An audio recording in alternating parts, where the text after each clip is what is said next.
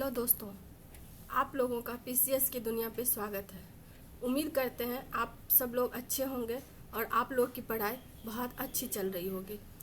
आज हम लोग जो है बीपीएससी का इम्पोर्टेंट टॉपिक इकोनॉमिक्स के सीरीज़ में बजट करेंगे।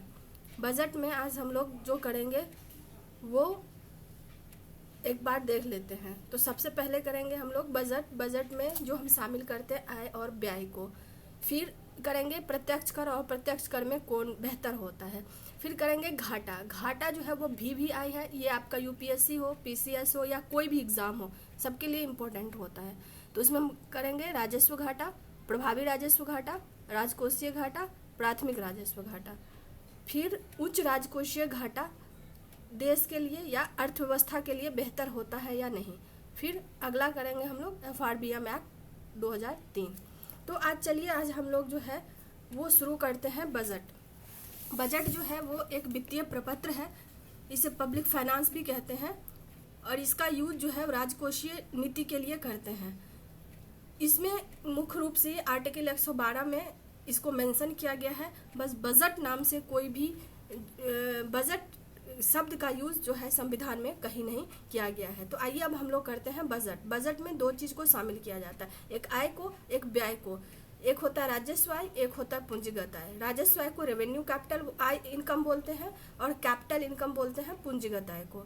उसी तरह व्यय होता है राजस्व व्यय और पूंजीगत व्यय। अब देखिए आय में क्या होता है, राजस्व आय जैसे हमने कैटेगराइज कर दिया है, राजस्व आय, पूंजीगत आय। ध्यान से देखते जाइएगा, इससे एक क्वेश्चन मैक्सिमम बार रहता ही है, यूपीएससी या हो बीपीएससी या कोई भी स्टेट पीसीएस का एग्जाम हो उसमें।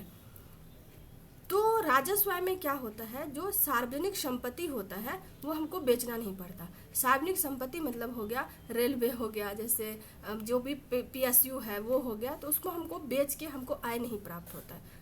और जो हमारी सार्वजनिक देयता होती है वो नहीं बढ़ता है। मतलब मान लीजिए आप कहीं से ऋण लेंगे तो आपके ऊपर उसको देने की क्या होगी, लायबिलिटी होगी, तो वो भी इसमें नहीं होता है। तो अब राजस्व आय में हम दो चीज को शामिल करते हैं, एक होता है जो हमको टैक्स से प्राप्त होता है, दूसरा जो होता है गैर टैक्स से प्राप्त होता है। अब देखिए, अब हमने क्या देखा, टैक्स से और नॉन टैक्स से। जो टैक्स से प्राप्त होता है उसको भी दो प्रकार से होता है। एक जो होता है डायरेक्ट टैक्स, जो सीधा जिस पे लगाया जाता है उसी को देना पड़ता है। दूसरा होता है इनडायरेक्ट टैक्स यानी अप्रत्यक्ष कर। अप्रत्यक्ष कर क्या होता है, जिस पे लगाया जाता है उसको नहीं देना पड़ता। जैसे एग्जाम्पल पे देखिए, आप कोई जाते हैं दुकान पे, बिस्किट खरीदते हैं, जो आप बिस्किट खरीदते हैं उस पे डायरेक्ट टैक्स नहीं लगा, जो कंपनी ने बनाया होगा उस कंपनी पे टैक्स लगा होगा। वो टैक्स जो है वो ट्रांसफर होके आप पे आ गया। मतलब जो सोर्स पॉइंट होता है उसको ना टैक्स देके किसी दूसरे को देना पड़ता है। तो ये अप्रत्यक्ष कर हो गया। अब देखिए, इसमें से पूछ देता है, अब यही क्या होता है, हम लोग क्या करते हैं, बजट को रटने लगते हैं। जब हम रटने लगते हैं तो हमको चीजें समझ में नहीं आती है। अगर उसका स्टैटिक्स पार्ट से पूछ दिया तो फिर हमारा क्या होता है, डब्बा गोल हो जाता है। तो बिल्कुल बारीकी से देखिएगा, जब इसको आप अच्छे से कर लीजिएगा, जब आप बजट पढ़िएगा 2025-26 का, तो आपको याद नहीं करना पड़ेगा, आपकी हर चीज आपके सामने होगा।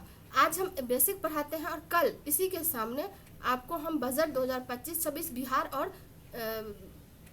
इंडिया केंद्रीय बजट दोनों ही बताते चलेंगे और आपको लगेगा कि ये तो कुछ है ही नहीं। बस हम लोग क्या करते हैं, बजट में रटने लगते हैं, कहाँ से आया, कहाँ गया, कहाँ को आया, कहाँ को गया। तो यही जो कहाँ को आया ये आ जाता है आय में। आय में दो तरह के आय हो जाते हैं, एक राजस्व आय, एक पूंजीगत आय। तो हम लोग पढ़ रहे हैं राजस्व आय। तो राजस्व आय में हमको दो तरीके से सरकार को प्राप्त होता है, एक सरकार को कर से प्राप्त होता है, दूसरा गैर कर से प्राप्त होता है। जो कर से प्राप्त होता है वो भी दो तरह से प्राप्त होता है, एक डायरेक्ट टैक्स, एक इनडायरेक्ट टैक्स। तो हमने देख लिया डायरेक्ट टैक्स क्या होता है, इनडायरेक्ट टैक्स क्या होता है। अब इसके अंतर्गत क्या क्या आता है, इनकम टैक्स। जैसे देखते होंगे हम लोग रटने लगते हैं कि इस बार जो है स्लैब वाला राख कर दिया, तो इसमें जैसे पूछ देता है कि किस टैक्स में सबसे ज्यादा सरकार को आय प्राप्त होता है, यानी कहाँ से सबसे ज्यादा आय आया। तो ये हो जाता है आपका, इसमें जो आता है इनकम टैक्स आ जाता है, कॉर्पोरेट टैक्स आ जाता है, मैट आ जाता है, वेल्थ टैक्स आ जाता है, कैपिटल गेन टैक्स आ जाता है। फिर से ध्यान दीजिए, इनकम टैक्स आ जाएगा, जो सरकार आप जितना कमाते हैं उसका एक कैप होता है, 12 लाख तक कमाएंगे तो आपको 4% देना पड़ेगा सरकार को। फिर कॉर्पोरेट टैक्स होता है, जो कंपनी वगैरह है वो जो लाभ कमाती है उस पर उसको टैक्स देना पड़ता है। मैट जो होता है वो मिनिमम अल्टरनेटिंग टैक्स होता है। इसमें क्या होता है, जो कंपनियां होती है ना, ऐसे कंपनियां क्या होती है कि लाभ बहुत ज़्यादा अर्जित करती है। मान लीजिए कोई वोडाफोन, ये विवाद ये शुरू इसीलिए हुआ था। वोडाफोन कोई कंपनी है, वो क्या करती थी, लाभ तो कमाती थी, बट उस लाभ को छूट या कटौती के कारण, मतलब इतना वो किसी न किसी चीज़ में अपना कहती थी कि मेरा ये हमने इस बचत खाते में जमा किया है, हमने पूंजी बाजार में किया है, तो कुल मिला के कोई ऐसा रास्ता अपनाती थी जिससे जितना वो आय अर्जित करती थी उस पर टैक्स ना देना पड़े। तो अब इसके लिए सरकार ने कर दिया मिनिमम अल्टरनेटिव टैक्स, आपको इतना टैक्स तो देना ही पड़ेगा। और ये बस छूट कहाँ पे है, सेज में। अब आ जाइए capital gain tax. Capital gain tax है, ये यूपीएससी में भी पूछा हुआ है कि कैपिटल गेन टैक्स क्या है।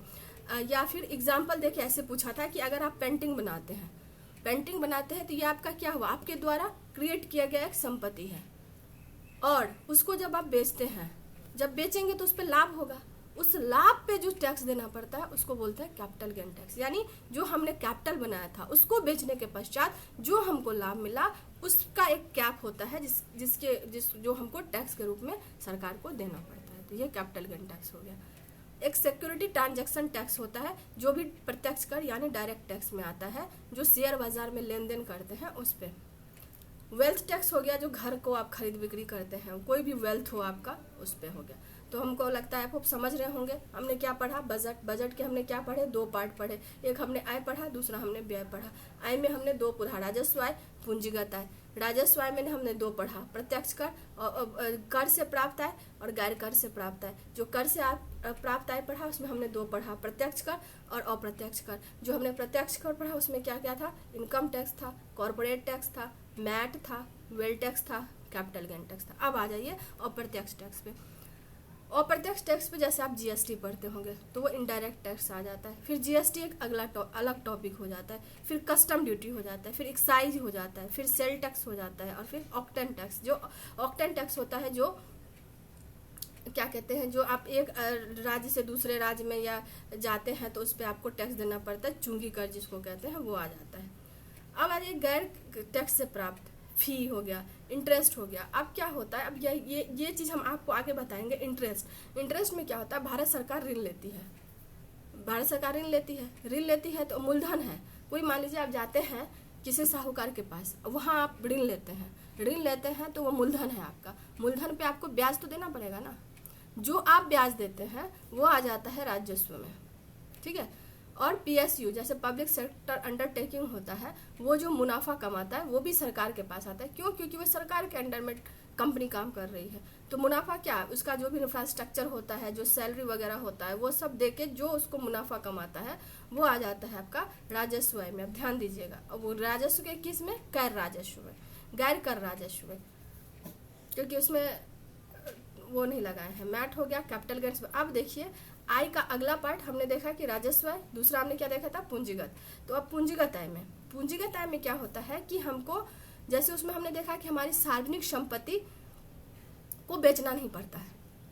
पूंजीगत में क्या होता है कि हमको सार्वजनिक संपत्ति बेचना पड़ता है, उसी को क्या कहते हैं, विनिवेश। आप देखते होंगे सरकार का, जैसे सरकार ने विनिवेश कर दिया, मतलब कोई कंपनी जो पहले जैसे एनटीपीसी फॉर एग्जांपल ले लीजिए, अभी जितना भी सरकार का स्वामित्व हो, मान लीजिए 100% है, 100% का अगर वो 25% किसी सेक्टर को बेच देती है, निजी सेक्टर को या किसी दूसरी पीएसयू को, तो उसमें सरकार का स्वामित्व क्या हो जाएगा, कम हो जाएगा।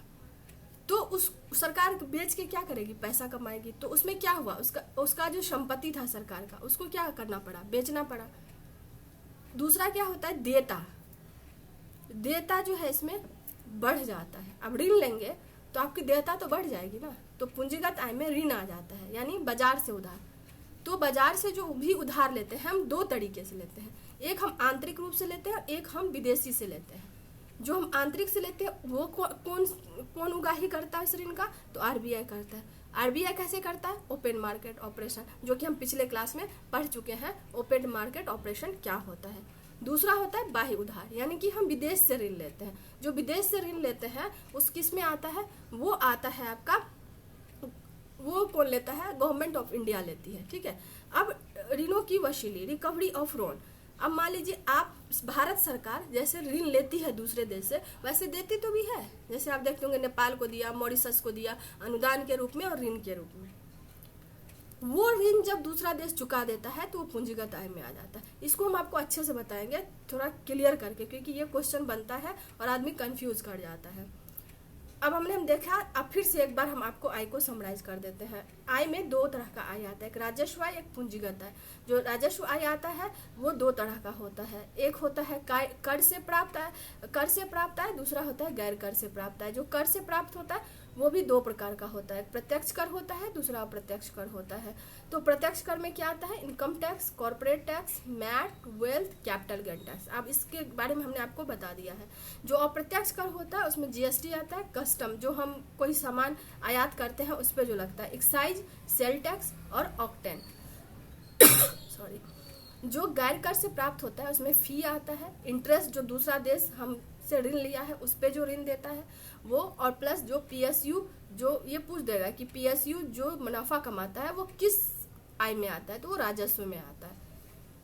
फिर आ जाता है पूंजीगत आय। तो पूंजीगत आय में विनिवेश। तो हमने जैसे दोनों में डिफ्रेंशिएट किया था, दोनों आय में, कि राजस्व में क्या होता है, हमको सार्वजनिक संपत्ति नहीं बेचनी पड़ती है, देयता हमारी नहीं बढ़ती है, लेकिन पूंजीगत में उल्टा हो जाता है, हमें सार्वजनिक संपत्ति बेचनी पड़ती है, जैसे विनिवेश कहते हैं, और दूसरा हमें देयता बढ़ जाती है। क्यों? क्योंकि हम ऋण लेते हैं। तो ये ऋण जो होता है दो तरह से हम लेते हैं, एक आंतरिक उधार, एक बाह्य उधार। जो आंतरिक लेता है वो आरबीआई लेता है। आरबीआई किससे लेता है? ओपन मार्केट ऑपरेशन से। जो बाह्य उधार होता है वो किससे लेते हैं? गवर्नमेंट ऑफ इंडिया से। अब यहाँ देखिए, जब ये सब आप टर्म समझ लीजिएगा तो जो घाटा होता है, राजस्व घाटा, राजकोषीय घाटा, प्रभावी राजस्व घाटा, आपको कोई टेंशन नहीं होगा, मतलब चुटकी में आपका समझ में आ जाएगा, अगर बशर्ते इसको आप ध्यान से पढ़ते रहिए, समझ लीजिएगा एक बार। फिर व्यय, जैसे आय दो तरह से होता है वैसे व्यय भी दो तरीके से होता है, एक राजस्व व्यय, दूसरा पूंजीगत व्यय। जो राजस्व व्यय होता है उसमें क्या होता है, अब व्यय मतलब क्या है, हम खर्चा। अब देखिए वहाँ पे हमें पूंजीगत आय में जो हमको ऋण दे रहा था, लेकिन हम जो ऋण लिए हैं, यानी कि हम इन द सेंस की भारत सरकार जो विदेश से ऋण ली है उस मूलधन पे जो ब्याज देती है वो राजस्व व्यय में हो जाता है, क्योंकि आपका खर्चा हो रहा है ना। इसमें देखिए फिर इसमें उल्टा हो जाता है, इसमें हमारा क्या होता है, जो सार्वजनिक संपत्ति होती है उसका निर्माण नहीं होता और हमारी देयता भी कम नहीं होती। आपने ब्याज का फॉर एग्जाम्पल भुगतान कर दिया, लेकिन आपकी देयता कम नहीं हुई ना, क्योंकि आपने मूलधन तो चुकाया ही नहीं। अब मान लीजिए फॉर एग्जाम्पल देते हैं, आप हैं साहूकार से ऋण लेते हैं, उसको आप ब्याज देते हैं, तो आपका ब्याज तो गया, लेकिन जो आप 100 रुपया ऋण लिए थे वो तो 100 रुपया पे 10 रुपया आपने ब्याज दिया, लेकिन 100 रुपया तो आपका ऋण ही है ना। तो जो आपकी देयता तो कम नहीं हुई, और ना ही आप कोई सृजन करता है। सरकारी कर्मचारी का वेतन पेंशन जो होता है वो उससे कोई मतलब वो हमारी देयता कम करता है क्या? नहीं, हर महीना देना है। उससे कोई संपत्ति निर्माण हो रहा है क्या? नहीं। अब सब्सिडी, अब देखिए इसी में सब्सिडी और ग्रांट। अब सब्सिडी देखिए हम कृषि में देते हैं, एलपीजी में देते हैं, तो इसलिए एक बार यूपीएससी क्वेश्चन पूछा था, इवन मेंस में भी पूछ देता है कि अगर आपको घाटा को कम करना है तो मतलब किस चीज़ पे फोकस करना पड़ेगा, तो सब्सिडी को तार्किक रूप से कम करना पड़ेगा। क्यों? क्योंकि एक तरफा होता है, हमको इसके बदले कुछ ऐसा ना संपत्ति निर्माण होता है और ना कोई ऐसा प्रोडक्टिव कोई काम होता है, तो ये हो जाएगा। अब यहाँ देखिए पूंजीगत व्यय। पूंजीगत व्यय में क्या होता है, रीपेमेंट ऑफ लोन। आपने जो ऋण लिया इससे क्या होता है, हमारी सार्वजनिक देयता भी कम हो जाती है और संपत्ति का निर्माण करते हैं। जैसे रीपेमेंट ऑफ लोन, जो आपने लोन लिया था उसको आप पेमेंट कर देते हैं किसी को, आपने जैसे साहूकार से, इसमें तो ब्याज का भुगतान किया आपने, लेकिन आपका मूलधन कम नहीं, लेकिन अगर पूरा आप मूलधन दे देते हैं तो वो पूंजीगत व्यय में आ जाता है। सार्वजनिक संपत्ति का निर्माण, जैसे अब मेट्रो, बिहार में देखिए अभी मेट्रो बन रहा है, तो वो पूंजीगत व्यय में आएगा। क्यों? क्योंकि उससे हमारे संपत्ति का निर्माण हो रहा है। राज्य सरकार एवं विदेश सरकार को जो हम ऋण देते हैं वो भी पूंजीगत व्यय में आ जाता है। अब जो हमने कहा कि आपको बताएंगे ऋण वाला, ऋण देखिए ये थोड़ा बहुत अच्छे से देखिएगा, इससे एक क्वेश्चन रहता है और व्यक्ति गलत कर देता है। ऋण में क्या होता है कि भारत सरकार ऋण लेगी वो पूंजीगत आय में आ जाएगा, भारत सरकार अन्य देश को ऋण देगी तो मतलब भारत सरकार का कम हुआ ना, लिया तो उधार हुआ तो वो तो हम आय में आ जाएगा, लेकिन हम जो देंगे तो हम व्यय करेंगे ना। अभी तो मेरे पास वो खाली हो गया, मतलब मान लीजिए आप एक व्यक्ति हैं, आपने हमसे ऋण लिया तो आपका तो आय हो गया वो फिलहाल में, लेकिन आपने तीसरे व्यक्ति को ऋण दिया तो आपका तो ब्याज हो गया, फिलहाल आपके पास वो नहीं है। अब देखिए आप जो ऋण लिया है तो उस पर ब्याज भुगतान होगा, और मान लीजिए हम आपसे लिए, आपको दिए हैं तो आपको जो हम ऋण दिए हैं तो आप हमको ब्याज दीजिएगा, तो वो हो जाएगा राजस्व व्यय में। लेकिन जो देगा कोई तो वो आय में आ जाएगा, क्योंकि उसने आपको वापस कर दिया। अब देखिए जो बीपीएससी में क्वेश्चन पूछा है उसके बारे में। पहले क्या होता था, योजना आय जो होता था, मतलब ब्याज जो होता था दो तरह से होता था, योजनागत ब्याज और गैर योजनागत, लेकिन अब दोनों को मर्ज कर दिया है। तो ये 69 बीपीएससी में पूछा है कि जो गैर योजना ब्याज होता है वो क्या होता है। ब्याज भुगतान पर होता है, ब्याज भुगतान पर होता है, ज्ञातव्य है कि कोई ब्याज योजनागत ब्याज से इतर लेखांकन किया जाता है तो उसे गैर योजनागत ब्याज कहते हैं। भारत योजनागत और गैर योजनागत लेखांकन समाप्त करते हुए केवल पूंजीगत और राजस्व व्यय का लेखांकन किया जाता है। तो इसमें जो पहले जो था ब्याज और ब्याज भुगतान पर होता था, लेकिन अब दोनों को मर्ज करके एक कर दिया है। अब सिर्फ होता है राजस्व व्यय और जो है राजस्व व्यय और पूंजीगत व्यय। अब जो है योजनागत ब्याज गैर योजनागत को समाप्त कर दिया है। अब ये देखिए, अब यहाँ से अगर आप सही से कर लेते हैं राजकोषीय घाटा, कल करेंगे हम लोग ये घाटा, क्योंकि एक दिन करेंगे तो चीज़ें हौच पौच हो जाएगी, बस आप ध्यान से बस समराइज करते चलिएगा। अब यहाँ देखिए ये भी पूछा है कब, 69 बीपीएससी में। अब यहाँ देखिए कि केंद्र सरकार और स्थानीय निकाय को पूंजीगत परिसंपत्ति विकास के लिए दिया गया अनुदान केंद्रीय बजट के किसके अंतर्गत वर्गीकृत किया जाता है, तो राजस्व व्यय में। राजस्व व्यय सरकार द्वारा वित्तीय वर्ष में किए जाने वाले उस अनुबंध न तो परिसंपत्ति का निर्माण हो न देयता में कमी आए। ये हालांकि पूंजीगत होगा, इसमें गलत आंसर दिया।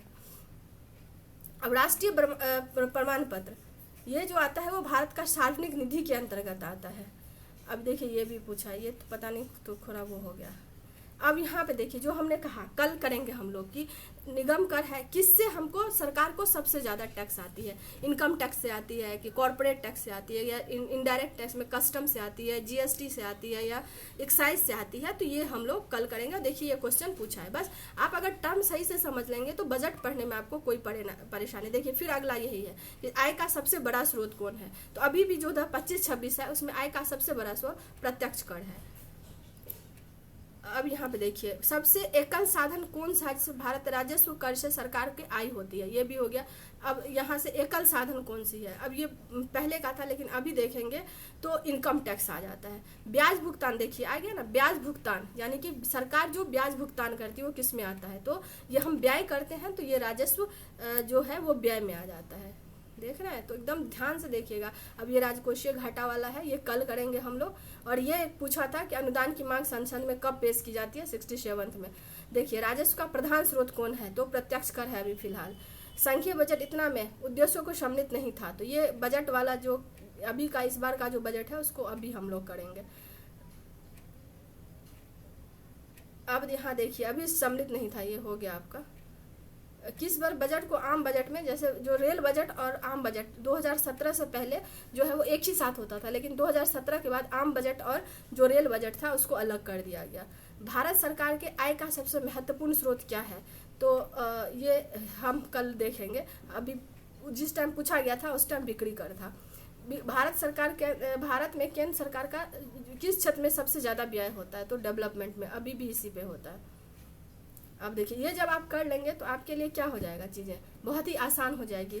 तो बस आप लोग एक टर्म को 1-2 बार इसको सुनिएगा, और सारा अगर आपको बजट का राजस्व आय मतलब आय और व्यय, और आय में क्या आता है राजस्व आय, पूंजीगत आय, व्यय में क्या आता है राजस्व व्यय, पूंजीगत व्यय, फिर इधर क्या कहते हैं राजस्व आय में प्रत्यक्ष कर और प्रत्यक्ष कर, फिर जो है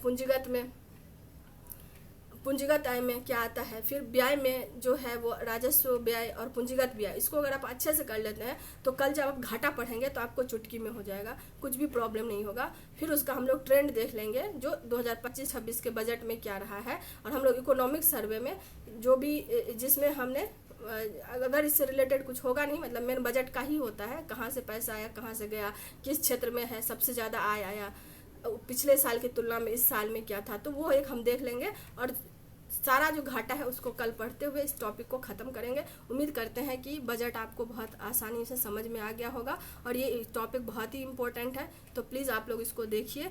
और बहुत हम कोशिश करते हैं कि सरल तरीके से समझाएं ताकि बहुत जटिल ना लगे आप लोगों को। उम्मीद करते हैं यह सीरीज आपको अच्छा लगा होगा। अच्छा लगा हो तो लाइक करिए, सब्सक्राइब करिए, प्लीज़ मेरे चैनल को शेयर भी करिए ताकि मैक्सिमम लोगों तक लाभ पहुंच सके। मेरी आज का सीरीज यहीं तक है। मेरी अनंत शुभकामनाएं आप लोगों के साथ है। आप 71वीं बीपीएससी के प्री आसानी से पास कर सकें और मेंस दें और फाइनल लिस्ट में आपका नाम है। ठीक है, बाय। आज के लिए इतना ही। Thank you so much.